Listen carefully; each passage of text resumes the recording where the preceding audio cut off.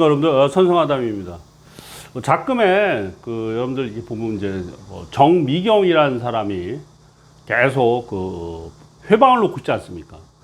기본적으로 윤석열 대통령의 지지율이 하락했다고 많이 얘기하는데 저는 첫째 이제 여론조사기관의 신뢰성을 의심하고 있고요. 근데 보니까 이 여론조사기관이 중앙선거관리위원회 관할이더라고. 그러니까 문재인이 이 일당들이 인권위, 방송통신위원회, 선관위 이런 데 곳곳이 박혀 있어요. 이 인간들을 아주 깔끔하게 정리해야만이 어느 정도 좀 안정이 될 것 같고, 물론 여론조사기관은 안 믿지만 그래도 저는 최근에 지지율 하락은 어느 정도 일리가 있다 봅니다. 제가 지난번 동영상에서 얘기했지만은 아니 편은 친박 친이 친박정희 대통령 지지자들이 표를 찍어서 문재인을 작살내라고 표를 찍어가지고 대통령을 시켜줬더니만 보니까 주변에 이렇게 이렇게 운거랄까 할거랄까 이렇게 주변에 꽈리를 틀고 있는 인간들이 한덕수, 김병준, 김한길, 등등등, 그쵸? 이번에 또 무슨 변양균 이런 식으로 해서 다 노무현 쪽 사람들인 거예요. 그러니까 전통적, 지금 여기 윤석열 대통령을 찍은 열렬 지지자들이 볼 때는 뭔가 싶다 이 얘기죠. 뭔가 싶다. 아니, 윤석열 대통령 만들었더니 스타트부터 이게 뭔가 하는 그런 생각을 하는 거죠. 예.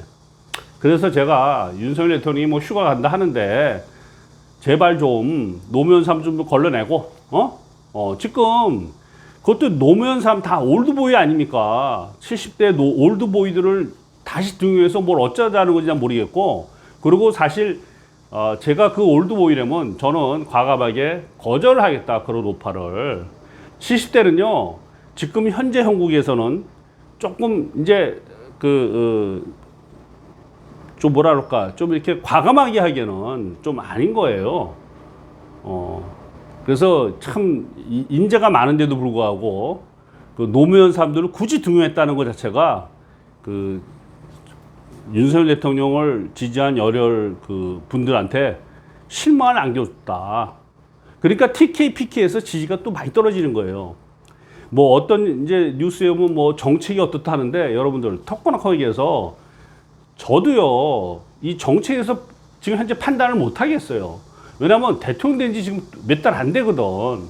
그러니까 신문에서 나오는 그런 얘기들에 현혹될 필요는 전혀 없다 라고 저는 봅니다. 예. 두 번째, 윤석열 대통령의 지지율을 하락시키는데 가장 또 결정적인 원인은 뭐냐면 바로 이준석이 존재해요. 이준석. 그렇지 않습니까? 이준석이가 제가 이렇게 가만히 보면 작년부터 보면요, 이재명이가 결정적인 일이 터지고 코너에 몰릴 때마다 이준석이가 발동하는 것 같은 생각이 잠깐만 하게 돼요. 이준석이가 발동하는. 지금 얼마 전까지 이슈가 뭐냐면 강제북송 사건 아닙니까? 이재명 불법행위 예상건들 이런 건들인데 요새 이준석이가 하도 설치고 다니는 바람에 모든 신문이 그쪽으로 다 간 거예요. 이슈가. 그러니까 이준석이가 이슈를 바꿔버린 거지. 자기 쪽으로. 얘는요, 저는 누차 얘기하지만은 얘는 더블당의 스파이라고 저는 생각합니다. 예. 얘는 더블당의 스파이다.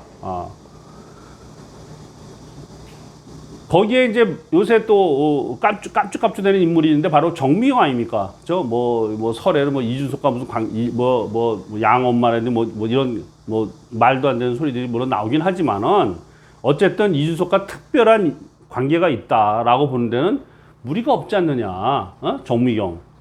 지금, 어차피 여론 지지율 28% 나온 이 마당에는 꺼리낄 게 없어요. 과감한 신속한 행보를 해야겠다. 이준석의 제거의 칼을 빨리 휘둘러야겠다.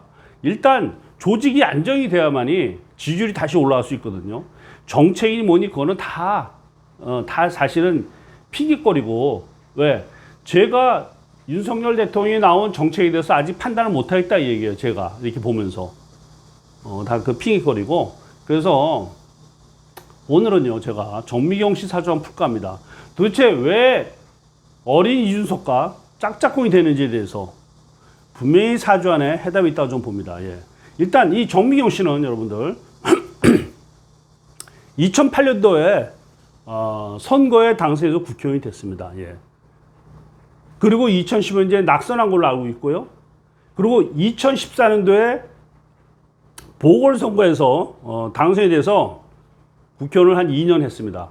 그리고 2016년부터 지금까지 한 번도 당선된 적이 없는 것 같아요. 제가 볼 때는. 예. 그러니까 뭐다? 제가 볼 때는 이미 맛이 갔다. 정치가로서는 이미 그 수명이 끝났다고 좀 봐야 돼요. 수명이 끝났어요. 근데 그걸 이준석이가 딱 손을 내밀어서 최고를 시켜주니까 재기의 어떤 발판을 만들려고 지금 노력하는 거죠. 뭐냐? 이제 2024년 이제 갑진년에 다시 한번 국회의원 선거가 있는데 그때 지역구를 어떻게 공천받냐에 따라서 당선이 되고 안 되고 결정나는 거 아닙니까? 그러니까 이 정무위원 사람이 그 이준석을 보고 왜냐하면 기댈 데가 없으니까. 왜냐하면 윤석열 대통령 쪽으로도 인연이 없고 안철수 쪽으로도 인연이 없거든. 그러니까 단 하나의 그 동아리, 예? 그 줄을 잡고 있다 그죠. 누구 줄을? 이준석 줄을 잡고 있는 게 바로 누구다? 정미경인 거예요, 여러분들. 그러니까 인간적으로 볼 때는 정미경이가 최고위원 사퇴 안 했다고 발버둥 친 거에 대해서는 내 이해는 하겠다. 하지만 나라의 장래를 위해서 그리고 본인이 우파의 의원이라면은 빨리 그만둬야 한다고 저는 봅니다. 예. 뭐 은퇴하는 게 낫죠, 차라리. 예? 그렇게 구차하게 사느니. 그리고 지금 바른미래당 출신들이 있습니다, 여러분들. 바른미래당, 하태경, 뭐 김무성, 유승민, 뭐 등등등 이런 사람들도 저는요 개인적으로 다음번 국회의원 선거에 공천 주면 안 된다고 생각합니다. 특히 하태경은요 공천 주면 안 돼요. 저는 아무리 봐도 제가 하태경 사주를 푼 동영상에서 한번 보십시오. 제가 그때 사주 풀면서 뭐라 했냐면 이 색깔이 불분명하다고 얘기했어요. 색깔이 이게 어느 쪽 사람인지 잘 모르겠다. 이준석이랑 비슷한 컬러죠. 그러니까 지금 이준석을 옹호하는 사람 중에 하나가 누구다? 바로 하태경인 거예요. 근데 하태경이 주권이냐? 내가 알기로는 부산인 걸로 알고 있어요. 자, 그러면 공천만 받으면 당선이 되는 거야. 그래서, 혹시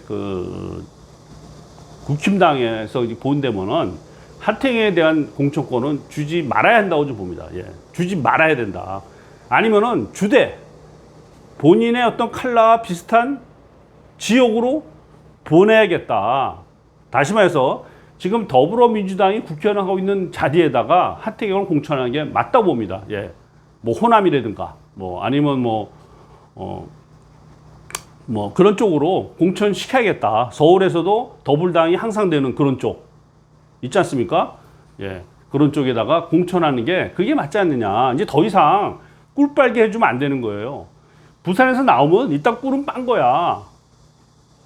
만일에 여러분들 저같이 무명소졸도 만일에 국힘당에서 저한테 해운대구에다가 국회의원 공천을 해준다면 제가 당선되겠습니까? 안 되겠습니까? 예.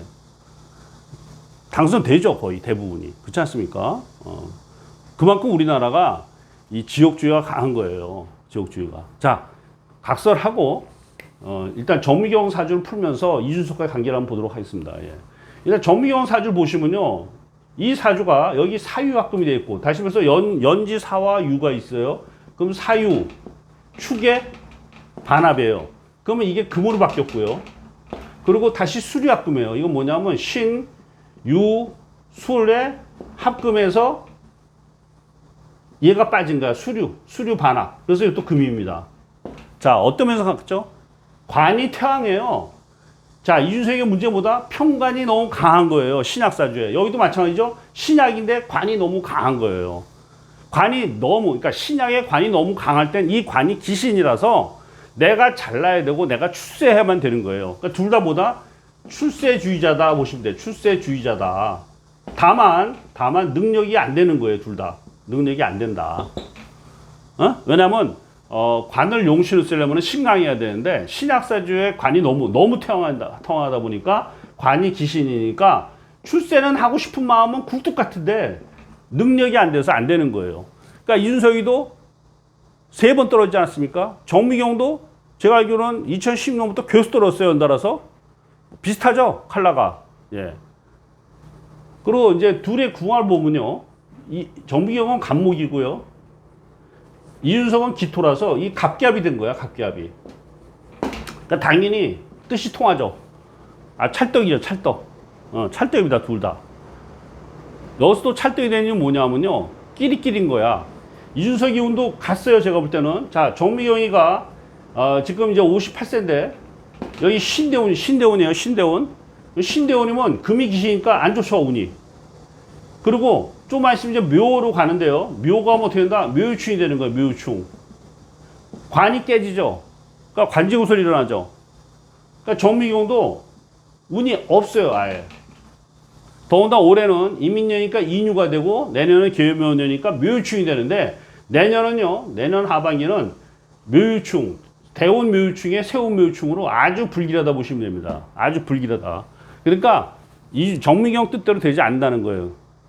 그러면은 구차함을 보이지 말고 신속하게 빨리 사퇴하고 정계 은퇴를 선언해야 되지 않겠느냐, 이렇게 봅니다. 저는 이 정미경에 대해서는 이 사주. 이에 그 항상 보면요, 마땅치 않은 사람들이 꼭 이 국회의원 되고 권력을 잡게 되면은 나라가 혼란스러운 거예요, 나라가. 예. 그래서 여러분 중에 이런 표정 할 수 있어요. 아니, 사주가 나쁜데 어떻게 국회의원 됩니까? 이렇게 갈 수 있는데, 제가 하고 싶은 것보다 국운이 기울거나 나라가 혼란스러워지려면은 꼭 이런 무리들이 판을 치는 겁니다. 예. 그래서 그 윤석열 대통령이 사람을 기용할 때 내가 깜짝 놀란 게 뭐냐면, 김한길이라든가 뭐 변양균이라든가 뭐 다 운이 별로예요, 운이. 내년부터 운이 다 나쁘거든.